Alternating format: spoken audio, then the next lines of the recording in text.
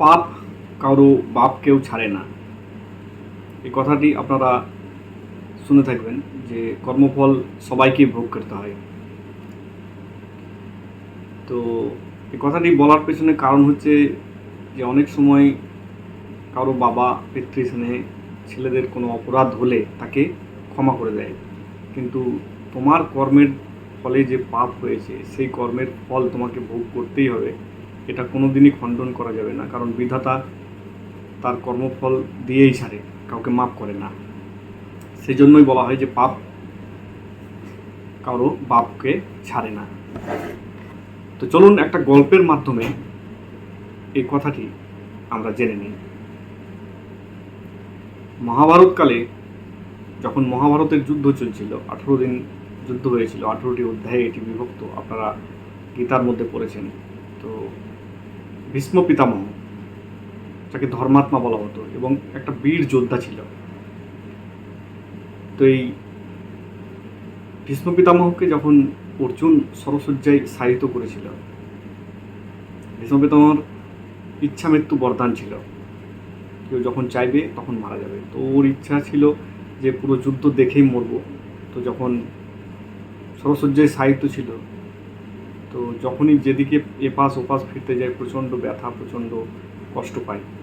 তো একে একে যখন সবাই ভীষ্ম পিতামহকে দেখা করতে আসছিল, তখন শ্রীকৃষ্ণ মাধব যখন দেখা করতে এলো, তখন ভীষ্ম পিতামহ জিজ্ঞাসা করেছিল যে হে মাধব, আমি তো ধর্মাত্মা, আমার সজ্ঞানে আমি কোনো পাপ করিনি, তবে আমার কেন এরকম কষ্ট, আমার কেন এরকম দুঃখ যে আমি যেদিকে পাশ ফিরতে যাচ্ছি আমাকে প্রচণ্ড ব্যথা কষ্ট পেতে হচ্ছে।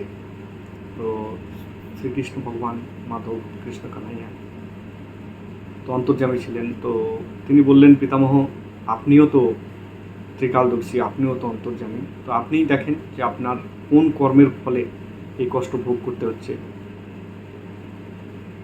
ভীষ্ম পিতামহ পেছনের যে জন্ম ছিল সেগুলো দেখতে লাগলো 101 জন্ম আগে পর্যন্ত, 100 জন্ম পর্যন্ত কিছু পেয়েছিল না, তারপরে 101 জন্মে ও একটা নগরের রাজা ছিল।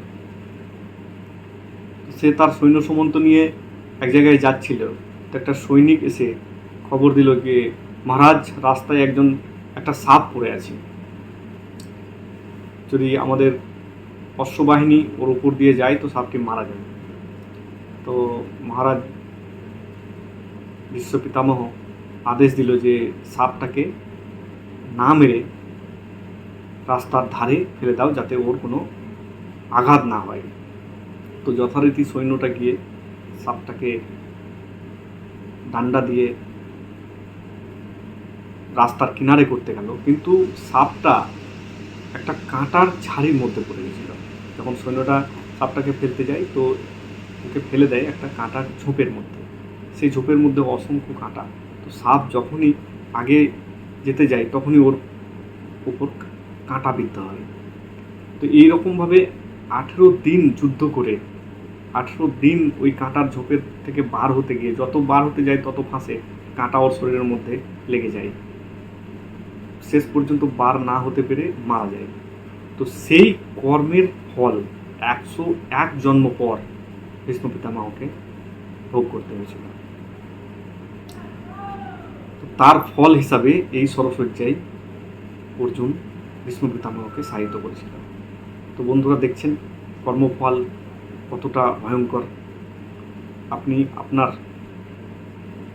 জীবনের উপার্জন বা আপনার জীবন পালন করতে গিয়ে যে ফল, যে কর্ম করেন, সেটা যদি অনীতি বা দুর্নীতিপূর্ণ হয় তার ফল অবশ্যই ভোগ করতে পারবেন। কিন্তু আপনি যদি এই জীবন অতিবাহিত করতে গিয়ে কিছু সৎকর্ম করেন, দান পুণ্য, ধার্মিক আচার আচরণ, তো তারও ফল আপনাকে ভালো ফলের ভালো আশা, খারাপ ফলের খারাপ আশা। এই জন্য শ্রীকৃষ্ণ ভগবান বলেছেন যে কর্মণ্যেবাধিকার আসতে মা ফল সুখাটা চলে, কর্মর উপর তোমার অধিকার আছে, ফলের উপর নাই। তুমি যেমন কর্ম করবে তার ফল তোমাকে রিটার্ন পাওয়া যাবে। Do good, good will come back to you, এই কথাটাও আপনারা শুনেছেন যে ভালো করো ভালো, তোমার তোমার কাছে ফিরে আসবে। तो बोया पेड़ बबूल का आम कहाँ से हुई? अगर बबूल का पेड़ बोओगे तो कांटा ही मिलेगा, आम का पेड़ लगाओगे तो ही आम मिलेगा। তো আশা করি বন্ধুরা আপনারা বুঝতে পেরেছেন যে কর্মফল ভয়ঙ্কর জিনিস। তো এই কর্মের উপর মানুষের অধিকার আছে, ফলের উপর নেই। তো ভালো কর্ম করলে ভালো ফল পাওয়া যাবে। যেমন একটা শিক্ষার্থী ভালো পড়াশোনা করলে ভালো রেজাল্ট করতে পারে, ঠিক একই রকম বিষয়টা প্রচণ্ড সহজ, কিন্তু মানুষ এটা বুঝতে চায় না।